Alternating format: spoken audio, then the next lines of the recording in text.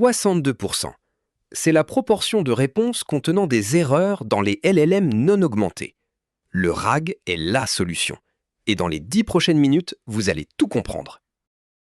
ChatGPT, Gemini, Claude. Ces intelligences artificielles semblent tout savoir. Mais elles ont un défaut fondamental qu'on vous cache rarement. Elles inventent des faits avec une confiance absolue. Ce phénomène s'appelle l'hallucination. Et pour les entreprises qui misent tout sur l'IA, c'est une bombe à retardement. Bienvenue sur Digital Express FK, la tech et l'IA décryptées simplement. Abonnez-vous si ce n'est pas encore fait. C'est parti. Une hallucination, c'est quand un modèle génère une information fausse, mais avec une totale assurance. Il peut citer un article qui n'existe pas, inventer une loi ou attribuer une citation à la mauvaise personne. Et le problème, c'est que vous n'avez aucun moyen de le savoir sans vérifier manuellement. Le RAG, génération augmentée par récupération, connecte un modèle de langage à une base documentaire externe. Avant de répondre, l'IA consulte des sources à jour, extrait les passages pertinents, puis génère une réponse ancrée dans des faits réels. 3 étapes: récupérer, augmenter, générer. RAG, 3 lettres, 3 étapes. Retrieval, on cherche les documents pertinents. Augmentation, on injecte ces documents dans le contexte du modèle. Generation, le modèle répond en s'appuyant sur ses sources. C'est simple, c'est élégant et c'est redoutablement efficace. Un LLM possède 2 types de mémoire. La mémoire paramétrique, le savoir encodé dans ses poids pendant l'entraînement, elle est figée, lente à mettre à jour et coûteuse. La mémoire non paramétrique, un index externe, modifiable à tout moment, sans réentraînement. Le RAG exploite cette deuxième mémoire.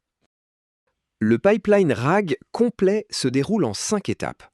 L'ingestion des documents, l'indexation en base vectorielle, la récupération des passages pertinents, l'augmentation du prompt, et enfin la génération de la réponse. Chaque étape compte. Chaque étape peut devenir un goulot d'étranglement. L'ingestion, c'est la première étape, et souvent la moins glamour. Il faut collecter les documents, PDF, page web, email, base de données, les parser pour en extraire le texte brut, les nettoyer pour supprimer les balises, en-têtes et artefacts, et enrichir chaque document avec des métadonnées, auteur, date, source. La qualité de l'entrée détermine la qualité de la sortie. Le chunking, c'est l'art de découper vos documents en segments. Trop court, pas assez de contexte pour répondre correctement. Trop long, on noie le modèle dans du bruit. Il existe 4 stratégies principales. Le découpage fixe, par phrase, sémantique et récursif. Le choix du chunking impacte directement la qualité des réponses. Un embedding, c'est la transformation d'un texte en vecteur numérique. Chaque segment de texte devient un point dans un espace à plusieurs centaines de dimensions. Des textes sémantiquement proches se retrouvent proches dans cet espace mathématique. C'est ce principe qui permet de chercher par sens et non par mots-clés. Les bases vectorielles sont des systèmes de stockage optimisés pour les embeddings. Elles permettent de trouver en quelques millisecondes les segments les plus proches sémantiquement d'une requête. Les solutions leaders du marché sont Qdrant, Pinecone, Weaviate et Milvus. Chacune a ses forces selon la volumétrie et l'usage. Pour trouver les documents pertinents, les bases vectorielles utilisent la similarité cosinus. Elles mesurent l'angle entre 2 vecteurs. 0 degré signifie identique, 90 degrés signifie non relié. Ce calcul s'effectue sur des millions de vecteurs en quelques millisecondes, grâce aux algorithmes ANN, Approximate Nearest Neighbor. La recherche vectorielle seule n'est pas parfaite. Elle peut manquer des correspondances exactes, un nom propre, un numéro de référence. C'est pourquoi la recherche hybride combine 2 approches, la recherche vectorielle pour le sens et BM25 pour les termes exacts. L'algorithme RRF fusionne les 2 listes de résultats de façon optimale. Après la récupération initiale, on obtient en général 10 à 20 candidats. Le re-ranking passe ces candidats au crible d'un modèle plus précis, le cross-encodeur, qui évalue la pertinence de chaque passage par rapport à la question exacte. Résultat, une précision améliorée de 35% en moyenne. C'est une étape simple, souvent oubliée, mais décisive. Une fois les passages récupérés et re-rankés, ils sont injectés dans un template de prompt. Ce template structure la requête. D'abord les instructions système, ensuite les passages contextuels, enfin la question de l'utilisateur. Le modèle reçoit ainsi le contexte exact dont il a besoin pour répondre avec précision, sans inventer. Avec des fenêtres de contexte d'1 million de tokens, on pourrait croire que le RAG est obsolète. Mais il y a deux problèmes. Premier, traiter 1 million de tokens prend du temps et coûte cher. Deuxième, le phénomène lost in the middle. Le modèle oublie les informations au centre du contexte. Le RAG sélectionne les passages pertinents. Il reste plus rapide et plus précis. RAG ou fine-tuning? Quelle approche choisir? Le fine-tuning modifie les poids du modèle pour lui apprendre un style, un ton ou un comportement. Le RAG lui donne accès à une connaissance externe à jour. Les deux ne sont pas opposés. Les meilleures architectures combinent fine-tuning pour le comportement et RAG pour la connaissance factuelle. Comment savoir si votre RAG fonctionne bien? Le framework RAGAS définit 4 métriques clés. Faithfulness. La réponse est-elle fidèle aux documents récupérés? Relevancy. Les documents récupérés sont-ils pertinents pour la question? Context recall. A-t-on récupéré tous les passages nécessaires? Answer correctness. La réponse finale est-elle exacte? Ces métriques sont votre boussole qualité. Le RAG classique traite des blocs de texte isolés. Le graph RAG structure la connaissance en graphes. Chaque entité, personne, concept, organisation, devient un nœud. Les relations entre entités deviennent des arêtes. Cela permet des questions multisauts. Quel concept est lié à quelle technologie? Développé par quelle entreprise? Une profondeur de raisonnement impossible avec un RAG vectoriel simple. Dans un RAG agentique, le modèle ne fait pas qu'une seule recherche. Il analyse la question, décide quels outils utiliser, lance plusieurs requêtes si nécessaire, évalue les résultats et recommence si la réponse est insuffisante. Il agit comme un chercheur autonome. Cette approche multiplie la précision sur les questions complexes, mais aussi la latence et le coût. Le RAG n'est plus limité au texte. Le RAG multimodal ingère des images, des tableaux, des PDF complexes, voire de l'audio.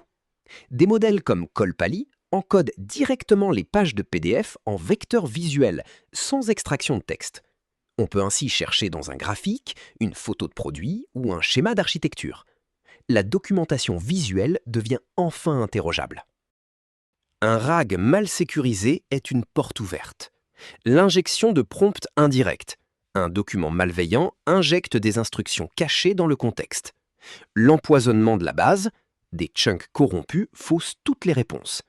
Les fuites de données confidentielles.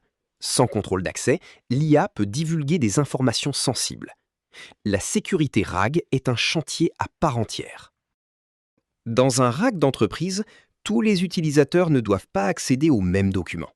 Un commercial ne doit pas voir les données RH. Un prestataire externe ne doit pas consulter les données clients. La solution?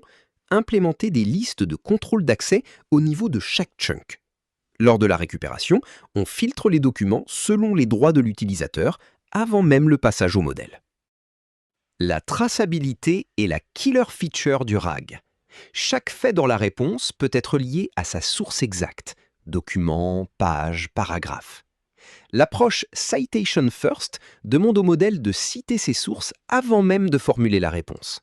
Résultat, une IA auditable, utilisable dans des contextes légaux, médicaux ou financiers, là où l'erreur a des conséquences réelles. Pour construire un RAG, vous n'avez pas besoin de partir de zéro. 4 frameworks dominent l'écosystème. LangChain, le plus populaire, très modulaire. LlamaIndex, optimisé pour l'ingestion et l'indexation de données. Haystack, orienté production et pipeline robuste. DSPI, une approche déclarative qui optimise automatiquement les prompts. Choisissez selon votre cas d'usage. Un RAG en production génère des coûts à plusieurs niveaux. L'embedding des documents, facturé au token, les appels aux modèles de génération, facturé au token, le stockage et les requêtes en base vectorielle, et le re-ranking, souvent gratuit en self-hosted, mais payant en API. Les leviers d'optimisation, cache sémantique pour les requêtes fréquentes, réduction de la taille des chunks et modèles moins coûteux pour les étapes intermédiaires. Mettre un RAG en production, c'est une chose. Le maintenir dans le temps, c'en est une autre. Il faut surveiller la latence end-to-end, monitorer la qualité des réponses, détecter les dérives quand la distribution des questions change. Des outils comme Langsmith, Phoenix ou Evidently permettent d'observer chaque étape du pipeline. Sans observabilité, votre RAG se dégrade silencieusement. Voici comment démarrer votre premier RAG. Étape 1, choisissez un modèle d'embedding, comme Nomic Embed ou Text Embedding 3 Small. Étape 2, configurez une base vectorielle. Quidrant en local est gratuit. Étape 3, ingérez vos documents avec LlamaIndex ou LangChain. Étape 4, connectez un LLM via API. Étape 5, testez avec Ragas. En quelques heures, vous avez un prototype fonctionnel. Les entreprises qui déploient le RAG mesurent des résultats concrets. Réduction des hallucinations de 80%, diminution du temps de recherche documentaire de 60%, réduction des coûts de support grâce à l'automatisation des réponses, et surtout une confiance retrouvée dans les réponses de l'IA, ce qui est la condition sine qua non de l'adoption en entreprise. Le RAG évolue vite. Le RAG agentique devient la norme, des systèmes qui s'auto-questionnent et affinent leurs recherches. Le RAG graphique intègre des bases de connaissances structurées pour un raisonnement plus profond. Le RAG multimodal s'étend aux images, vidéos et sons. Et l'auto-optimisation via DSPI permet au pipeline de s'améliorer automatiquement sur vos données. Le RAG n'est pas une technique, c'est une infrastructure. Voici les 5 points essentiels à retenir. 1. Le RAG ancre les réponses de l'IA dans des sources vérifiables. Fini les hallucinations. 2. Il est modulaire, sans réentraînement du modèle. 3. Il évolue avec vos données en temps réel. 4. Il est auditable. Chaque réponse cite ses sources. 5. Il s'adapte à tous les formats. Texte, image, graphe, audio. L'IA fiable commence ici.